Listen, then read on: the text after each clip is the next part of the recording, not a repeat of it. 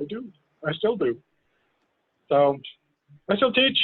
I wanted to have a practice, but the Shire is hard pressed to keep one going, so I didn't want to try to take away, you know, the one night that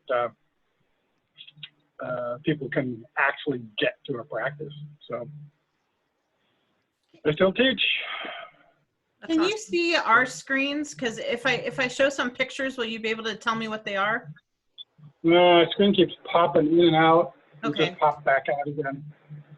Hold on, it's coming back out. See how long it lasts. Our cell phone connection. It's all right. We can talk about other things. I just have some really cool old pictures of you reigning and doing other things that would be cool to talk about. Let's put them up anyway, just so we can see them. Yeah. Roll them out. We did. Okay. We just got this up. Yep. What do we do here? So we're looking at this picture, and it looks like you're reigning as King of the West with Lenora. Mm-hmm. I can't see it. No, you can't see it. It's trying to put it up. It's coming up.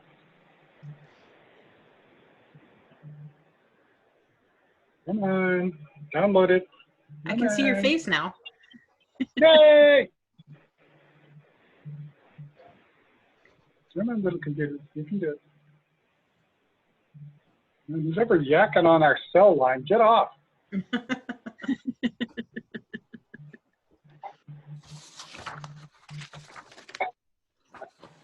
So how was it to reign in the West when you lived way up in Oregon? Very tough. Fortunately, I knew at the time most of everybody that was active, you know, doing stuff. And we got to know them, so I lost you all completely. So, so it wasn't like I just, you know, dropped in from Artemisia or someplace. It was interesting. We had to depend a lot on people telling us what's going on because we weren't there most of the time. Most of the events we weren't there. We tried to get down there.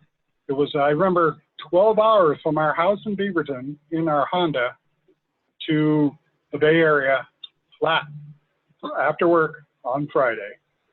And we did that every other weekend for most of a year. Wow. That's some commitment. Seriously. Yeah. We signed up for it, so that's what we went and did. There's some pretty cool pictures too. I wish you could see these pictures, but I wish we could too. Can you tell me what the origin of the Varangian Guard was? I invented it. Yeah. Yep. During the days, I started out as a Viking in a Viking household.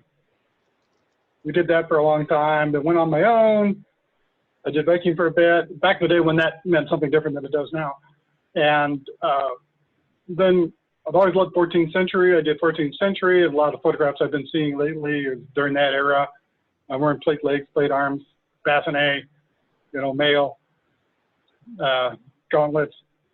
And after that, I got said, you know, I'm getting kind of tired of this. And Thorgal had decided to go Viking round shield and invent the whole system that pretty much is still being used today. And I got to thinking, you know, Viking's cool. That was about the time stuff, a lot of new information coming out in Viking excavations, translations. We were getting reports in English as opposed to Danish or technical German or Norwegian or Russian. And there's a lot more information available, so we got to see more new things. And I thought, well, you know, let's go do this. Let's do something different. And so I wrote up some things like, you know, I modeled it after the Jomsvikings, sworn band of brothers and sisters, as a fighting unit, specifically to field a fighting unit, but to have all of the gear that would be part of a fighting unit of the era. And we got some sterling people in it. We got some great craftsmen. We fought in battles where people were begging us to fight for their side. We broke an entire wing of Aidenveld's army in one battle. Back when we were young and could fight that long. We did great stuff on bridges. We had our own events where we camped in the snow. It was great. We did a lot of things first. A lot of the things that people do today as a tradition in Ontario and Avocal and Thierry were started by the Ranging Guard. Their styles and traditions. Right. I mean, And, oh, go ahead. We've got a picture up on screen right now of, I think, Thorin as Crown Prince, and I can see Alfred and Dak and you and Grendel. Garen. Yep. Garen. So, And they were all Varangian Guard. Jared never was. He sort of, he was buds with everybody, came up to the SEA with all the other guys. So, Dak and Turtle and Grendel. He never wanted to be part of it. He wanted to be, Eurocelt, so that's fine. But he did hang out with us all the time. And everybody else were all, hardcore, either Viking era, Norwegians, Swedes, or Danes, or in the case of Grendel, a big Rus from Novgorod. Yeah, that's, for a while there, the joke, then Tjorkel came up with this one was, oh, there you go. Oh, yeah. Yeah. Yep, there we are. Tjorkel came up with, is it true you have to be Viking to be King of Ontario? Answer, yes. yes. For a very long time. The picture on the left there with me and James Graham, that's at 20 year. That was before the rain hit. Yep, there we are, Coronation. Yeah.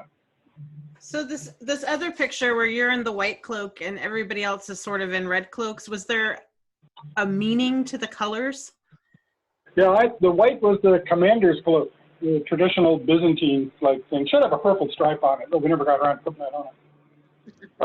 The red cloaks were for, technically the veterans had a purple stripe and a red cloak.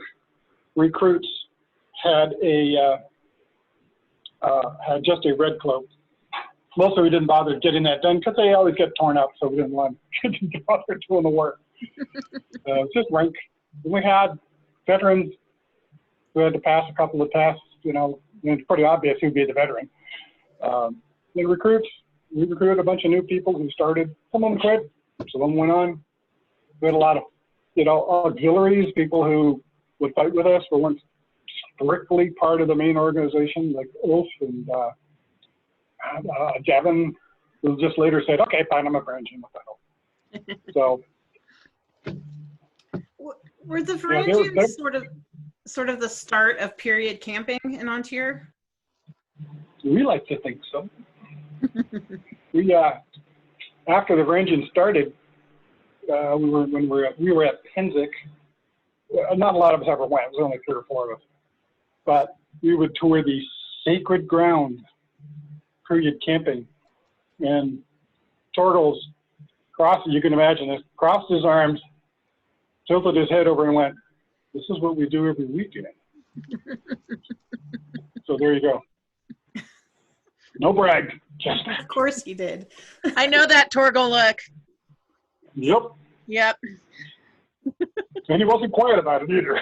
Nope. Oh, that's awesome. So it kind of feels like that was the beginning of people getting into personas in Ontario.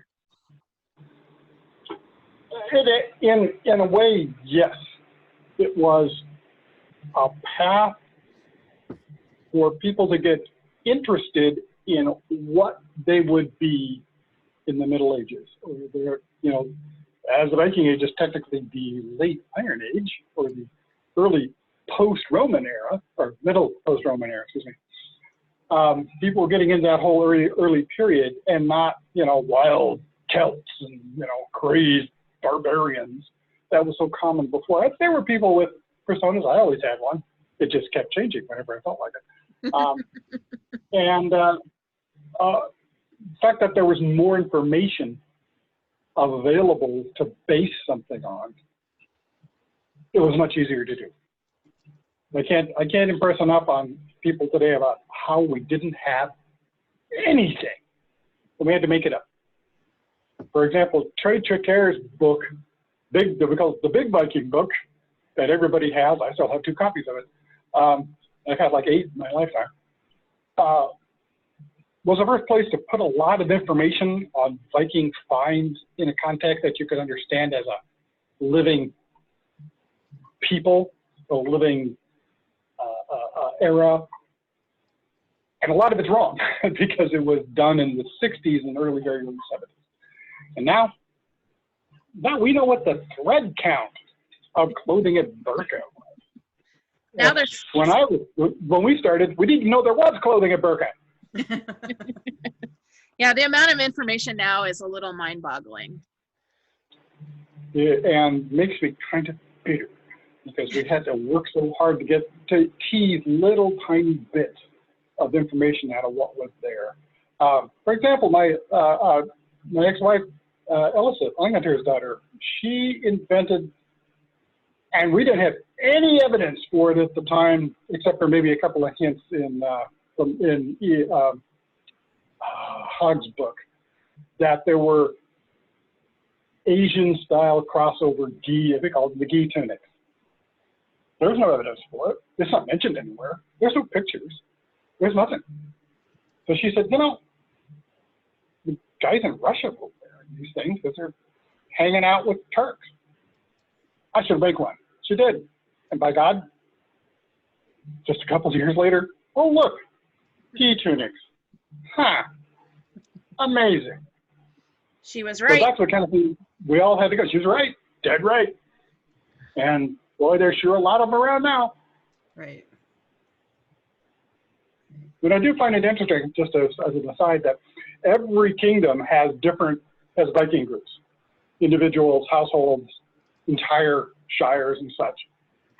And they all look different because they are all interpreting the same information differently.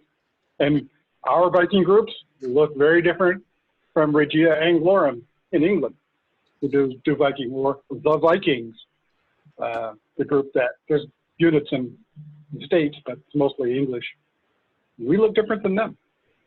So it's all interpretation of the same documents. I think it's a very tribal thing that's kind of involved, and it's super cool. It's very tribal. Like, you know, a Kentish Jew would not be wearing exactly the same thing as some Anglo from York. Somebody from, you know, Trondheim wouldn't be wearing the same thing as somebody living on the Danzig in Denmark. They're not exactly the same. So tribal and local areas, especially high courts, all a little different. So you were around when Antir went from principality to kingdom. Can you tell that story? Yeah, it's a tough story to tell. The Antir petitioned, as I recall, 3 times to become a kingdom. And the first time, at the time you had to have, I believe it was 100 people on a mailing list or as members to become a kingdom. Second time it was 200 people, and the third time it was 400 people. Now that's my memory. I could be off on that, but it escalated every time we did it, and it was turned down twice. Just, nope, not going to do it. Board of directors, forget it. Nuh-uh. King of the West, nope, not gonna approve that. Nope. But the third time, I had one West crown, and I got to preside over the first Antir crown turn as King of the West. I timed it exactly wrong. It was a difficult thing to get done because it took organization, it took petitions, we had to meet all sorts of requirements and show we could do this and that and the other thing. after we've been beating the West in Ontario West War, 5 years in a row, flat out beat them all with less numbers, usually. People showed up at Western events, 12th nights, and the board of directors finally said, okay, I guess we have to. So there was a lot of backdoor smoky room dealing going on that I wasn't involved in. I was on the throne of Ontario for part of that, and then I was on front of the West for part of it. So I kind of had to recuse myself from some of that. Hmm. Well, we're going to be interviewing Rowena DeManning is it next week? And I bet she had more of the story to tell. Yeah, she was in a lot closer to a lot of that than I was. So that'll be interesting. I just think it's so cool to be the king that elevated the kingdom. It's awesome. Yep, I presided over the first crown tourney, which was won by Manfred, my ex-squire. And the current reigning last Prince of Ontario was Alfred. So the three amigos were on the thrones at the end of the tournament. So cool. It was a grand finale to that era. Wow. And at that time, were you guys all Varangians, or is that pre-Varangian? That's pre-Varangian. Okay.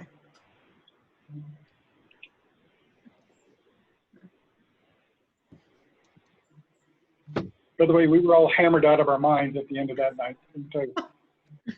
I don't remember much. Well, the pictures all look like you're having a great time.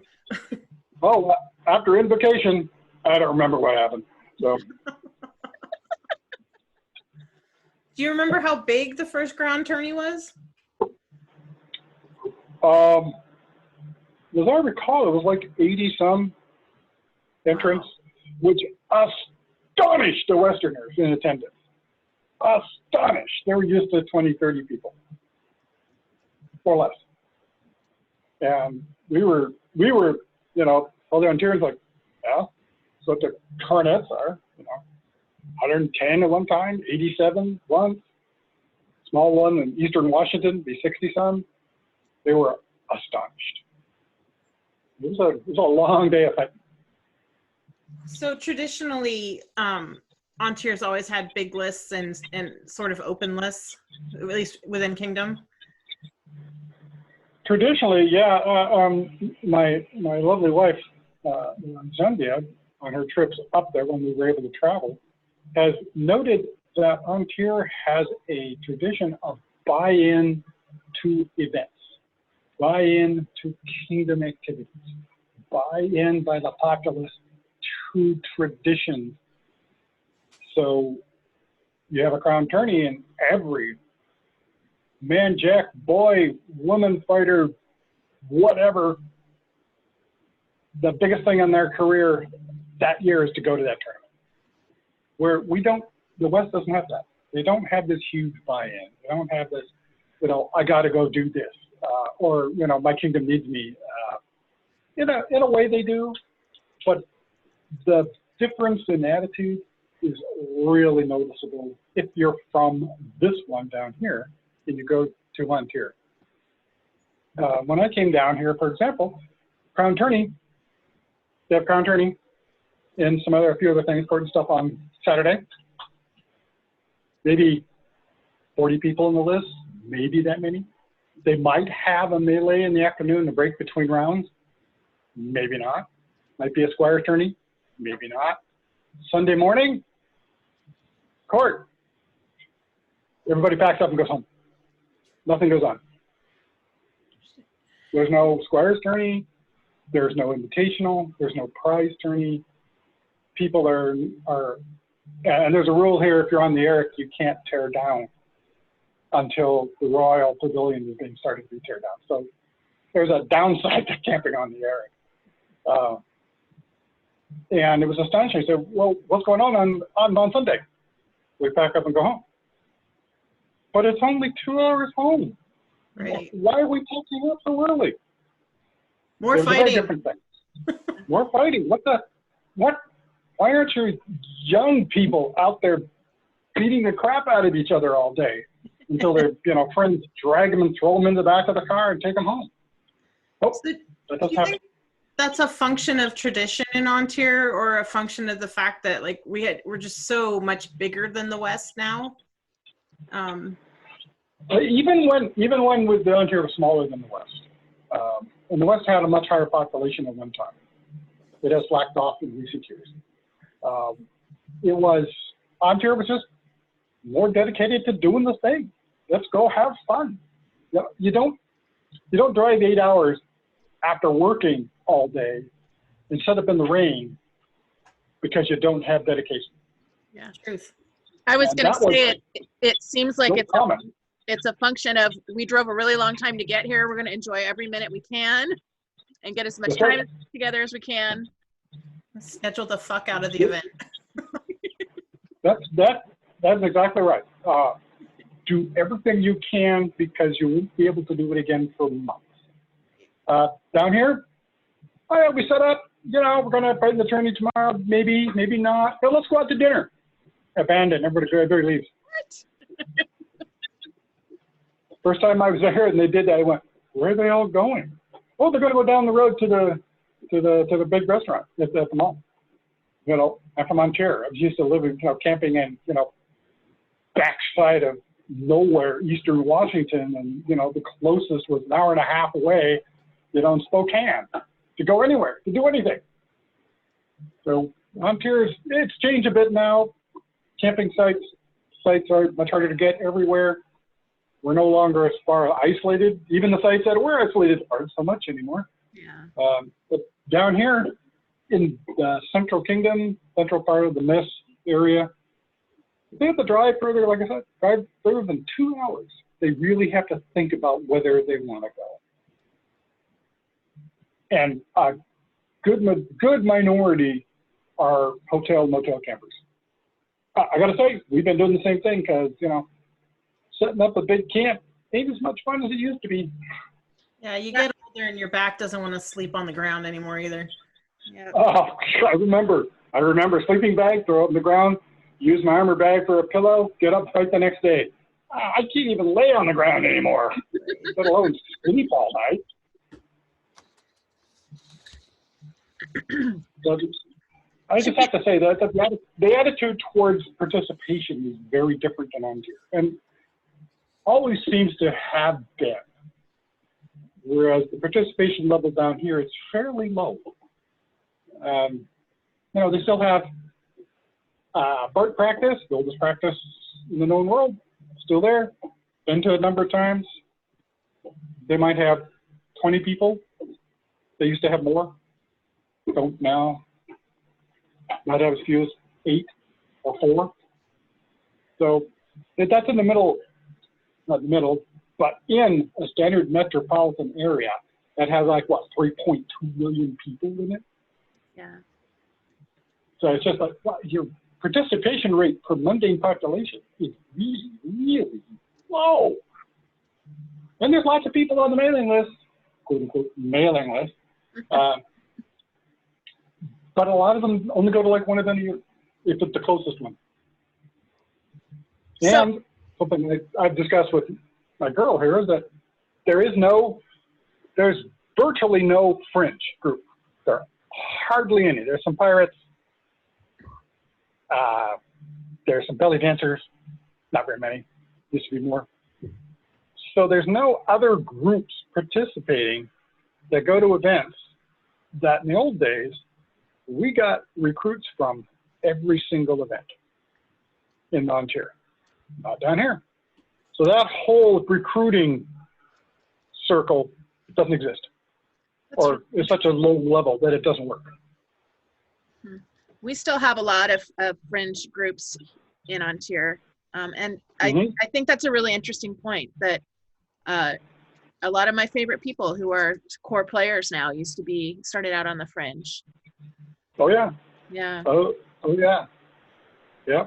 I remember a number of people we recruited in and passed through our groups and went off to form their own groups or did something else with other people. Fine, have a good time.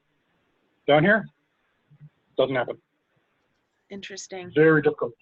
So Yep. let's circle back to old times a little bit. There are Okay. a couple of other things that we wanted to ask about. Tell us about the Viking boats. Admiral Stormcrow's Viking boats. Yeah, he did that all by himself. He built 2 of them and modified a 3rd boat. The 2 big ones were fiberglass. The 3rd one was wood that had been heavily modified. And he built it all. He built the whole thing, built the molds, laid the thing up, pulled the molds, finished the inside, rigged it, did all the work pretty much himself, him and his brother. And they were fun to be around. And damn if we didn't try to kill ourselves a number of times on them. And didn't help that the Admiral Stormcrow was a drinking man, so we hit it off right well at the beginning. Awesome. They were quite impressive. Even pulled up on their trailers at major events, at least in Washington. So I'm just sharing a screen, and there's a picture of, I think, you and Dak wrestling on a boat. Oh yeah, we were trying to kill each other. Yeah. Quite literally, one of us was going to go over the side if they pull us apart. That was quite fun in the old days when we could do that. So I wasn't even afraid of going over the side. What the hell? It was fun. Were the boat outings like a private thing, or was it part of an event? Well, it was sort of private. That the Admiral, his personal property, and his dad's. His dad owned the other one, and he would invite people. He'd invite all of us, the Angerad and Thorin and the rest of us hangers-on and a bunch of other people, and we just, I'm going to launch them here. Let's go. Saturday morning, better be here by 6 or you're not going to get on. We just go. Yeah, imagine swimming in a Viking tunic. Yeah, almost did that a couple times. So the other picture that is up on this page is a home gang tourney, like in the middle of your camp, or maybe it's at someone's house. Maybe it's in Dak's backyard. Might have been in Dak's backyard. Is it wooded? Because we did. There was a home gang tourney and event at Groa's parents' summer house on the Sound. That was epic. And there were also home gang tourneys we held at Raffenfoss up on the back side of Mount Rainier. Those were epic and quite painful, actually. Those when we confirmed the fact that being thrown out over the ring was quite painful when you landed on your head. So this is a square of rope on a grass field, and there is a house to the right in the background that might be Groa's parent. It could be. And I think it's Cliff and Thorin fighting in the final, maybe. Yeah, that's usually the way it was. Left-hander. Yeah, it could be. Yeah, we'd stake it out. We'd pace it off, stake it out, and there'd be side judges to judge whether somebody stepped out. At least one at opposite corners, two at least. So they're watching 2 lines. So whether they step out or not. Call them out. You get 3, then you're out. Kate says it's not at Groa's. Oh well. Who said it's not at Groa's? Kate O'Gwen says it's Okay. not at Groa's, so it must have been from somewhere else. So I could see it. Damn it. There you are. You're back. You reigned a lot as Prince of Ontir and once as king. How do you think you've shaped some of the traditions in the kingdom? Like specific awards that you made, or? And I didn't really invent any awards. Most of what I did was, the first 2 reigns especially, I tried to recognize the contributions the Laurels and Pelicans, which, while were very important in those days, you know, judged on a different level than they are today, being that we're still starting out. But I recognized the chasm between the fighting nobility and the civil nobility, as we called it in those days. And I wanted to make sure that they were included. You know, I had council meetings where it would be parliament, essentially. Knights on one side, Pelicans in the middle, Laurels on the other side. I have a question about, you know, this policy, should we do this next year? Did that, nobody else followed it. But the tradition of, I think, of respect and cooperation between the groups carried on afterward. I don't, in awards now, I really didn't do any awards. What we tried to do was travel to every single event we could do. The Royal Progress. So whoever I was reigning with, we'd split up, go to you know, opposite ends of the principality. I was the first royalty to go to Eastern Washington, to new groups over there, and the first to go down to, all the way down to the new groups in what's now Summits. And I started that tradition, which it held for a while. Now there's so many groups that it'd be impossible to, you'd have to do a real progress every weekend, go someplace, go from place to place. And some crowds do that now, which is insane, but. Yes. But that's part of the buy-in, that your royalty recognizes you as opposed to you're just somebody in the crowd. And I think that's part of making it a kingdom where everybody is part of the kingdom, as opposed to royalty and we'll be over here doing our thing, we don't pay much attention. Which is what I was trying to avoid. Look to the future and went, oh, you know, we're separated by a long ways. You know, we don't really interact much with each other because of the distances, and you know, we're all poor, couldn't drive. So I'm going to try to do what I can to make sure everyone's included. So that's, I think, kind of the biggest thing I ever did while I was, you know, on the throne. So. Well, that's important. I think it helps. Yeah, it's huge. Yeah. Culturally, it's hugely significant, and there's still that thread that runs through on tier, I think. What was your favorite part of reigning? Favorite part of reigning. Well, you did it a lot. There had to be something really good. Coronation. The actual coronation event was always a good time.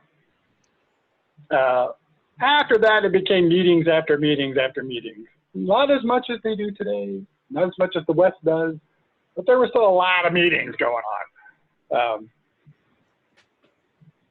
Kind of presiding over the, you know, the next coronet tournament. That was always fun to watch. Had a good time.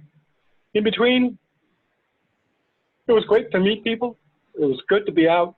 It was good to be seen, to do things for people, to be able to go, you know, hey, we're trying to get this going and we can't do it. You know, this guy over here, he's been doing that. Let me introduce you. Back in the day when communication was so ephemeral and not very quick. So I think that was the most fun, was just getting to do stuff, getting people interested, including people in things. That was a lot of work. It was not as much as it is today, I'm sure, but boy, things that needed to be done that a lot of previous holders of the coronet hadn't been doing. Not that it's negative, just that's not what they did. So Right. I tried to include everyone. That's important. My right from the start, my motto was the most fun for the most people. Now, maybe that fun isn't what I think is fun, but if that group over there has a good time and they're not hurting anybody, fine with me. The Pirates want to put on a thing going on over there. Hell, I'll go over and drink the beer. Heck yeah. You know, the ninjas are gonna, you know, do a nice performance. Okay, don't kill anyone. Yeah, I wanted people to have a good time because that's the reason you come back. Yeah. That's the reason you want to participate. So I did it. Being king, kind of the same thing, although some of the traditions have started to change a little bit. It was a lot more codified. You know, hell, we didn't have handbooks back in the old days. It was mostly the same, vastly improved infrastructure and a lot more people. So it made it interesting, especially after having been king in the West, which was, you know, very rote, very traditional, hadn't changed since year 7. Around here, we're still inventing stuff. Hey, let's do something new. And a lot of that was exactly that, was to do something different than the West did. I seem like I'm bagging on the West, but. I think Yes. that cultural differences are good to explore.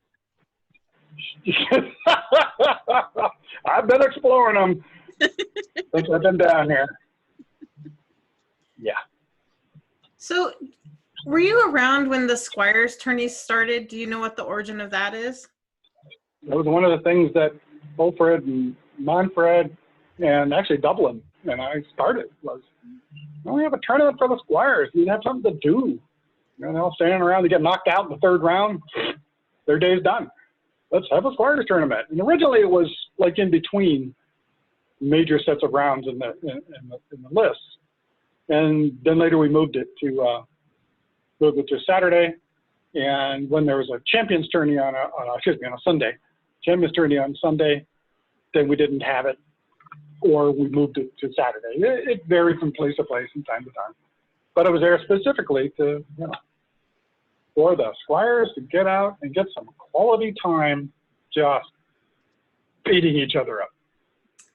And was it always guys with the white blood stood around and laughed. Yeah.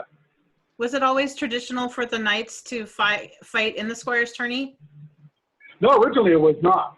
It was Squires only. But then we kind of said, no, I want to go test your Squire. You've been talking them up in council. I'm going to go fight him. You know, but it's not going to count because that'd be unfair. Right. And that's kind of how that started. It wasn't originally part of the tournament rules, but it kind of worked its way in pretty quickly and gave the knights a chance to actually test them at their level, not at, you know, square to square level, and tended to force them to a higher level. So, and if they could rise to that higher level, then you start talking about it. I have to say, as an unbelt, it was one of my favorite things because, you know, you could hunt down everyone. And so that's what we always heard. It's one of the most popular events inside a crown tourney or coronation event. It was always very popular to watch. People liked it. Spectacular hits, all continuous action. It was like, you know, a hell in a cell in the WWE. I'll tell you, it was fabulous. Has it always been the same format? Was it a different format then? I don't know what they're running now. Originally, it was a time thing with win-loss declared by the loser, and usually it ran in 2 half-hour stretches with like 10 minutes in between. And that's usually, sometimes it goes longer, sometimes it goes 45 minutes. It depends, especially on how many people were in it. You know, when you have 200 guys in there whacking away at each other, yeah, they can go for a while. You get 20 and they get kind of tired hitting each other after a bit. So win-loss records. Okay. Look at one. So I don't know what they do now. They haven't been to one in so long. it's still very ssimilar. So I have all these fighting questions for you. I'm sorry, Dawn, or Okay, Jackson. go to town. Has the knight fealty traditionally been the color of steel? Is that from the beginning? No, that was, I don't remember who started it. It was new. And I just can't, I'm blanking. Okay. It was not original. It started later, like, I don't know, year 3 or 4, something like that, with the kingdom. And then it stuck. And God, I don't remember who it was. Huh. Yeah, weird. And it was kind of in a response to the fact that the West had that thing where, oh, we gotta disarm before we approach our majesties, and I hear they do that in Ontario now too. But originally it was, I have loyal knights. I do not need to have my honorable people disarmed to come before me.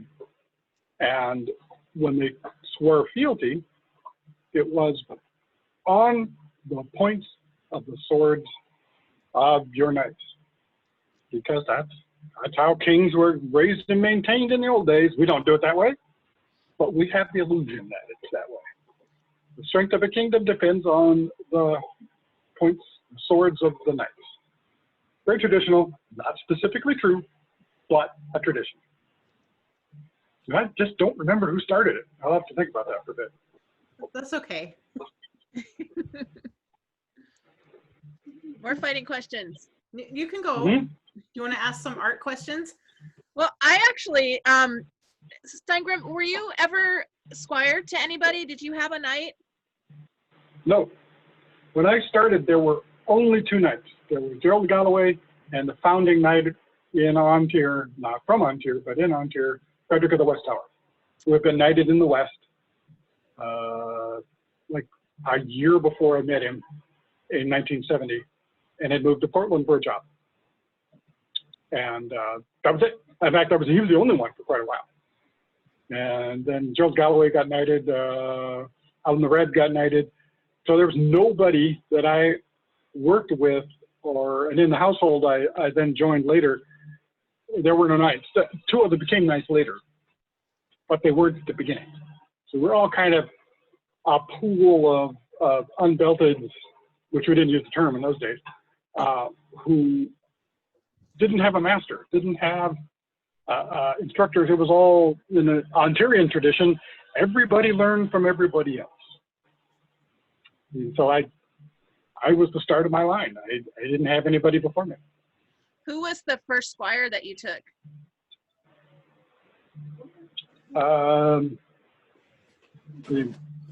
Manfred. I had a number of squires who dropped out, but the most notable were Manfred, who was in the first group, and Garen, who was in the second group. Wow. And other than that, I didn't have a lot of squires. I had a lot of people I trained, but since I just, for some reason, I had a lot of squires, and damn it, I got them all interested in something else, and they just had other things to do. Didn't have time for that fighting stuff anymore. I got art to go do. Oh, damn it. Somebody's asking how many of your squires became knights. Do you have an idea? Manfred was a master, which I was severely disappointed in. But Garen was knighted. Those are the only 2 that actually made it. A number of others came close, and a number of my grand squires have done it. But my output of, famous squires, famous, counts, dukes, very low. I influenced the other people. I don't know why. Well, it's a testament to you, though, that a lot of people have taken your name as their last name. That's true. Yeah. That is true, and that's to me, I think, a lot more not a lot more, but at least as exciting and satisfying as having somebody become a knight. Because those people decided that of their own accord, not someone else's decision, to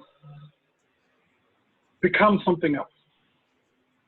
And someone to essentially emulate someone they respected. So I was quite happy with that. Besides, I get in trouble, I just call them. Help! You guys are all young and strong. Help me! Although, might well end up as a, Henry II, Richard, Geoffrey, and John sort of situation.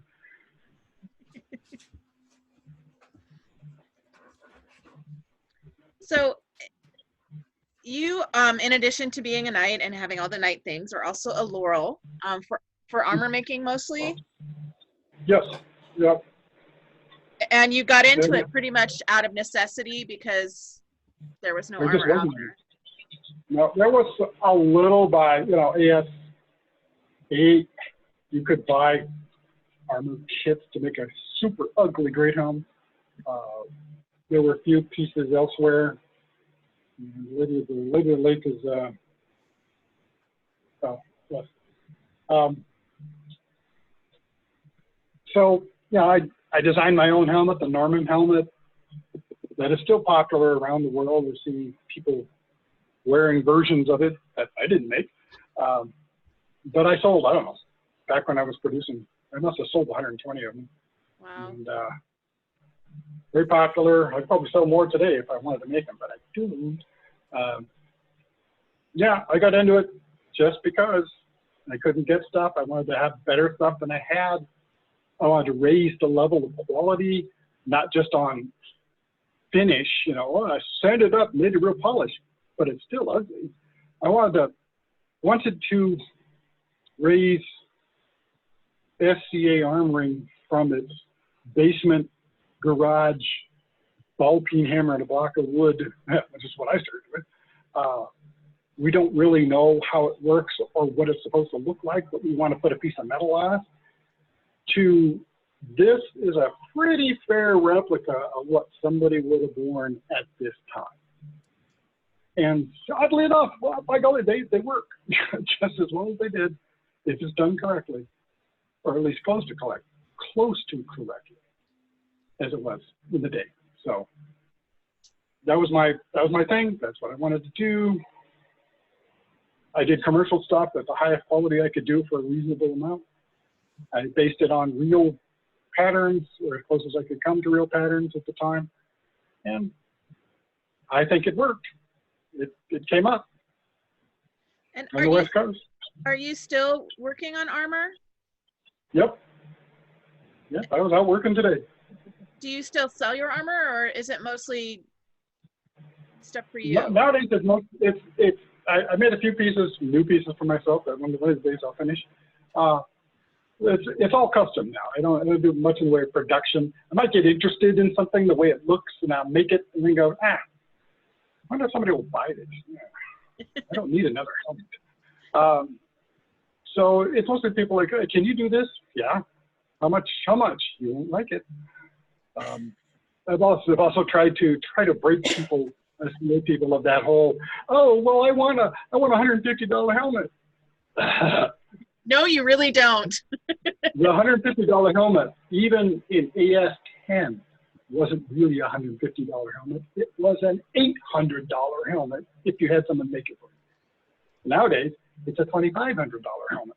So trying to break people of that, but you got new people coming in, they don't have much money. They want that $100 helmet. I'll tell you where to go, but I'm not making it for you. So I do higher end stuff. I want to be able to do it correctly, do a good finish job, and do mild decorations, make it look like it's supposed to, like it would have back in the day. But I can't do that for $200. That's just not happening. So it's all custom. People ask me. I don't advertise. I have like 5 things on the table right now I'm working on. So Yes, I do. Is there a skill that you would like to learn still, or are you still honing?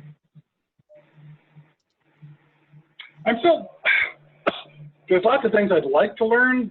I'd like to learn period etching. I'd like to learn the Russian and Ukrainian guys doing fabulous jobs. It's not traditional, but whole etched harnesses. I'd like to do reprise. I know how it works. I've done some. I just don't have time or the room for another set of tools. And the fact that custom armor takes so long to make anyway, adding something else to it that is in period, what they would have done, just adds more cost to it. And I just want to get the damn thing done. I want to make it good, get it out of here. I've recently gotten into raising, hot raising. Did a little bit of it over the years, many years. It solves a lot of problems, but it means a different kind of work. So I'm using it to solve problems, not necessarily to start from the beginning with it. So yeah, I'm still learning. There's a lot of people making armor and some really good people. And I look at the pictures and I go, oh, I wonder if I can do that. How did you do that? Oh, that Russian guy, he's doing exactly the same way I did it, and I invented it myself. Yay, I'm doing it right. Is there a piece of armor that you haven't made yet that you would like to make, like a masterwork kind of goal thing? Yes, it is a, one of the things I wanted to do a really good version of was the closed helm, and the jousting harness that I built has a closed helm. It's not exactly what I wanted to build, but it was what she wanted. And I would like to do a full-out decorated, gilded, be-plumed version of that. And the other thing is a great bassinet. And those are huge, and they have enormous amounts of steel in them, and it takes days to forge it. But I just think it's cool. I think they're useless as helmets, but for any kind of active combat. But they really look cool.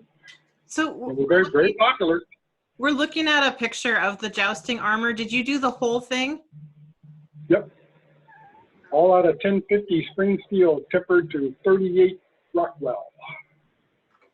So cool. It weighs, all of it weighs about, I think when I weighed it all, it weighs about 48 pounds. And she's used it. She doesn't do hard lance, but she does the short balsa breakaway lances. So it is quite an impact when she gets hit, but it's not a hard lance. There's different levels of jousting. Complete breakaway, breakaway points, and peg or blunt hard lance. And I don't think she's ever done hard lance in it. The only thing I regret is it does not have a lance rest. I didn't put one on. I should have. Oops. Next set. So she didn't really want one because they don't do exactly the same thing with their lances. So they do a lot more freelancing.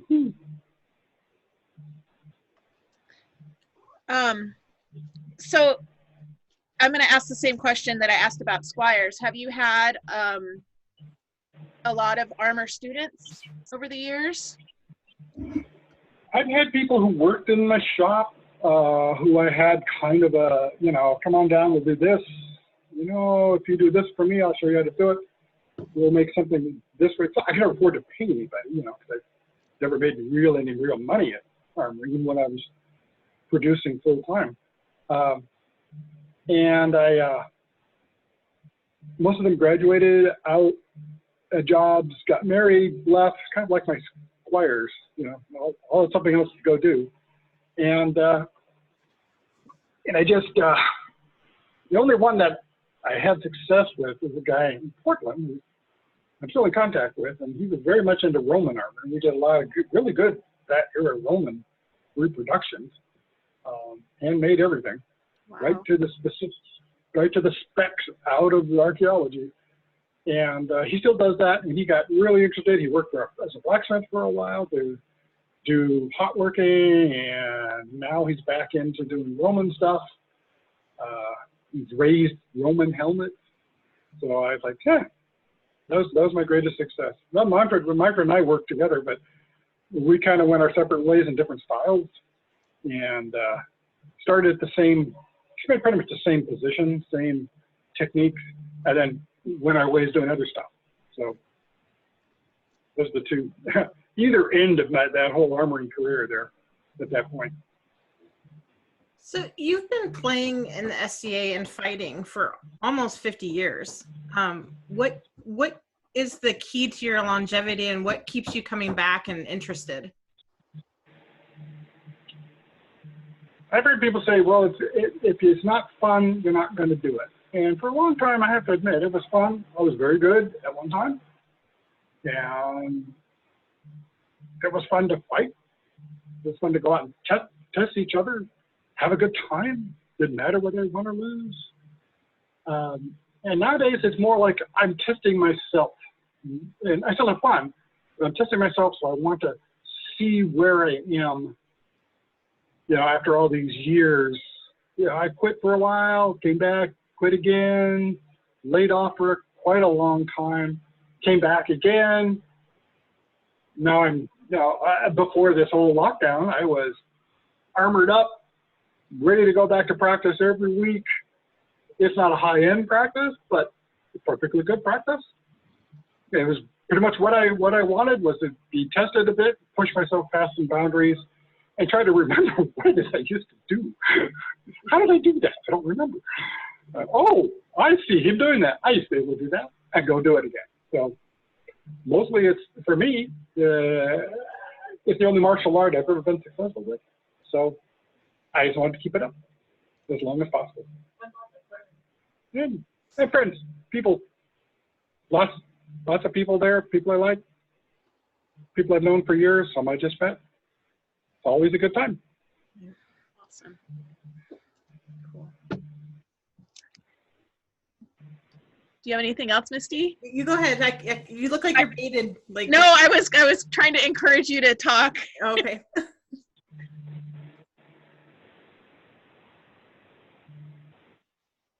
No, go ahead. No, I don't have anything. Oh, well, have you guys done this all your life? No, I'm curious because I know how hard it is to come back after a break. How do you set yourself back on the path after a break, so that fighting, because it's always more fun to fight when your skills are polished. So how did you do that for yourself? Well, a couple of times, early times when I had to quit for business or life for a while, came back, I was still in the groove, lost a few steps, but caught up pretty quickly. The last time, when it came back after like a 7 or 8 year layoff, essentially, it's super tough. I had lost a lot. And all of the things that I was doing that I did subconsciously, all the little tricks, the movements, the setups, the recognition of targets, all of that makes ordinary fighter go to a higher level was gone. I'd catch little flashes of it now and then, and I would say, oh, I remember that. Okay, let's remember that one. All right, good. And the first couple of practice after that long layoff, 2004, 2008, was the most painful experience I've had in my SCA career. Not even considering the days when your armor was a shield and a helmet. It was, I couldn't block anything. I couldn't move properly. People would throw it. I wouldn't even know where the blade went. And it took me months to even come back to competent. So I went home and sat in the bathtub and went, why am I doing this? Ow. So it was kind of discouraging, but it was also encouraging in that I knew that I used to be able to do this really well. So I had to recapture at least some of that. And I did. I caught up with some of it and was learning a lot more, catching up with things, remembering stuff, watching videos, by the way, of top level guys out there is fabulous. Because oh, look at that, Sean, you little bastard. I remember that move. Or, you know, watching, what was I watching the other day? Oh, Mark Arundel. You know, oh, that longsword move where you step that way. I should do that with a broadsword. Ah, I remember that now. But I didn't remember it before I saw it. So really beautiful. Yeah. I have touched him once in combat. Once. I touched him in the chest with the tip of my sword as hard as I could possibly throw it. And he stopped, and he looked at me and went, that wasn't nearly hard enough. And I said, oh no. And he said, how did you miss? I don't know. And then he hit me in the head and knocked me to the ground. So, you know, it was fun. So go ahead. No, go ahead. No, you're up. Oh, Kate wants you to tell the story of your favorite road trip. Oh, Jesus. Do we have half an hour? It is a multi-part saga. And actually, I would need help from Ulfred and Thorgeir for parts of it, because parts of it I wasn't there for. Mostly it was Dublin, Ulfred, me, and Thorgeir in a 1958 Studebaker pickup with a small biking tent strapped on, set up and covered as the camper shell on the back of the truck with all of our gear for a week. We're going to go to a crown tourney in the west and then hang out and drive up to Tahoe for the biking home tourney. There's a replica of a, still there, state park, a replica of a 16th century Swedish house. We couldn't use the house because it's a park, but we could use the beach in front of it on the lake. So we had a tournament there. Anyway, it was, I don't know how many times we almost died, but it was quite exciting. And I'm glad I was, what, 28, 30, less than that, maybe 30. I wouldn't have survived it. But I did want to kill all of the other three at one point. No, several points, actually. Literally, I would have left them by the roadside eviscerated, but I did not. Remember the tee-hee-heeing of Dublin and Ulfred to my dying day. I am going to kill you! No, we didn't sleep for like major days of that trip, so that was why. And may have been the beer. Could have been. Maybe. Yeah, it would take a long time just to tell that whole story. But there were some highlights of getting lost on the way to Tahoe. You have to understand the truck didn't have very good brakes and the steering was really loose. So we're, if you've been to Tahoe, driving on the road around the lake, yay. And not knowing where the park was, because in those days, in the West, when they published the event, they just gave the name of the place. You were supposed to know where it was. There's no internet, so we couldn't find it. It took us like 4 hours once we were there to find it. So the highlight was this. I'll make it short. We finally find a park and a park ranger after dark. We find, is there anywhere there's a bunch of medieval people camping? Oh yeah, they're in the back, right back past that last parking lot out over there. We've been in this park 3 times. We didn't see anybody. So we found it. We went up, drove back there, pulled up, and there were people out by the staff house. And they turned and watched us. Oh, they're here! We're like, what? They were expected, and Thorgeir had been there. And they called, well, they were down in Sacramento, staying with Kevin Peregrine and Patrice de Corfidel. And so they tried to call there, and those days, you know, there was operator. The operator, yeah, we'd like to, and this is honest to God, we'd like to place a call to Steingrim Stolari. So they waited, they put money in the machine, ching, ching, ching, ching, ching. Not to explain that to younger people. And the operator said, yeah, I'd like to speak to Steingrim Stolari. Oh yeah, click, click, click, click. Yeah, are you Steingrim Stolari? Yes. Are you in Sacramento? No, I'm in Denmark. They had got a hold of a Steingrim Stolari in Denmark. The Stargazer says it, looks at the handset, Denmark. Yeah, that was one of those events. Those things just don't happen anymore. No. It's a good thing we were young. Holy crap. And then there might have been some beers later. So what's your favorite fighting war story? Like, oh shit, there I was story. You know, The one with Dan.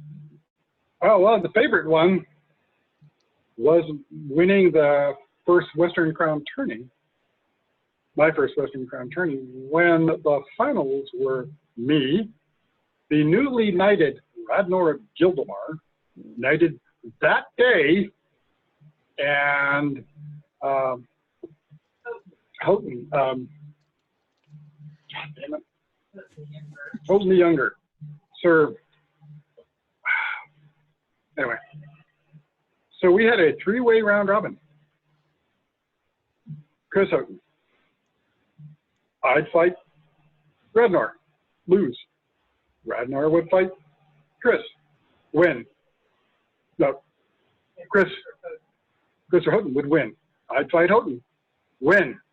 I'd fight Radnor, lose. Radnor would fight Chris, lose. I'd fight Houghton. We did that until the sun went down. Wow. And Stephen McKendrick was king of the West at the time, and he said, okay, we got to call this because of dark. Start again at 9 o'clock in the morning. And first one to have 2 victories in a row wins. So we all had to go to bed. There was no partying for us that night. And got up the next morning, put our disgusting armor back on, we went out, and it wasn't exactly like that for 3 rounds. And finally I took Radnor's arm, and I had beaten Chris. I took Radnor's arm, his sword arm, he was fighting sword and shield those days, and just blasted him in the head. And I won. Nice. That was the longest Crown Tourney finals ever, and the only 3-way round robin. And thank God I was young. I wouldn't be able to do that today. Just getting to fight a final with Radnor is probably awesome. And he was faster when he was that young than he is today. So I was faster too. Yeah, that was amazing and very tiring. And then, of course, we had to get in the truck, load everything up, and drive 12 hours home. Jesus. And then spend the next 6 months driving 12 hours every other weekend. Yes, we did. Nice. Yes, I wore a car out doing that. So. Wow. Super cool. Do you feel the same way about your peerages now that you've been playing so long, or do you have a different perspective than from the beginning? They still have the same ideals.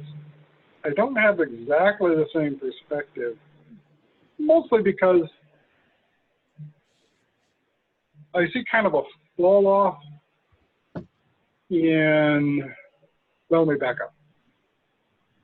The standard levels of standards in especially Laurels and Pelicans are much higher than they used to be, especially in Laurels.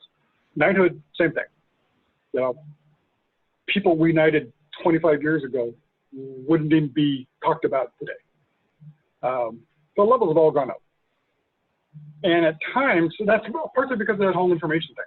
Now we can look stuff up and we're trying to reproduce it and try to push the boundaries of knowledge a little further, do some actual experimental archaeology. In the old days, we would kind of guess at it, most of it. And that kind of changes how I think about it, in that it is such a high level anymore that it's very difficult for new people, especially, to try to get going, try to get into it. And I have spoken with people who said it is just so daunting to look at that. You know, and now the SCA has people going to medieval conferences, experimental archaeology conferences.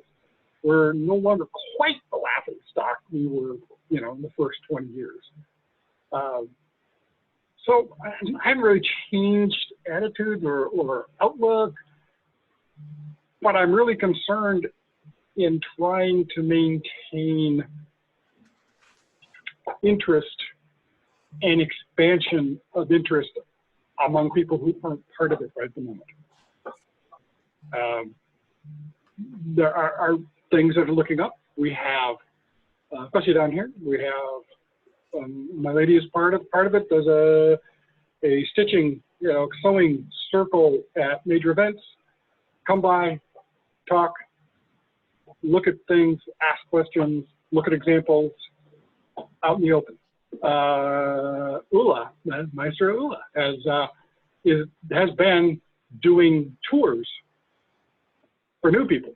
The new people come here and takes them around to all the stuff happening, and there's stuff happening even at Western events,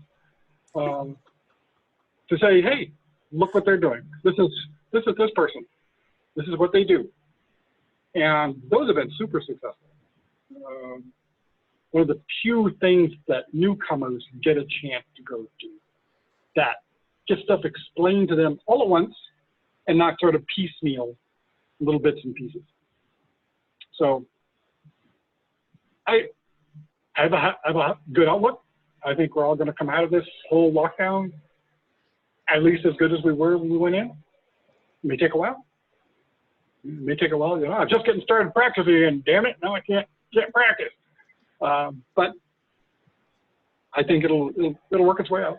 So haven't really changed anything, any ideas. But I think there should be a lot more effort, especially here, not so much Ontario, but I'm sure there too. I haven't been there for a while, of inclusion of people getting going. It's very difficult to get people into things. They're very afraid, or they have their own ideas of how they want to get done, what they want to do. And that just doesn't, a lot of that is like, I want to go do this thing. No, they didn't do that in period. You know that. Hard to say that. I'm not helpful or encouraging. Right. But sometimes you gotta kind of steer their enthusiasm. And that's very difficult to do. So Mentoring is really, really important. Right. There's a line between like the big tent mentality and trying to steer people's energies into ways that maybe are more productive. Yeah, I've never been a big,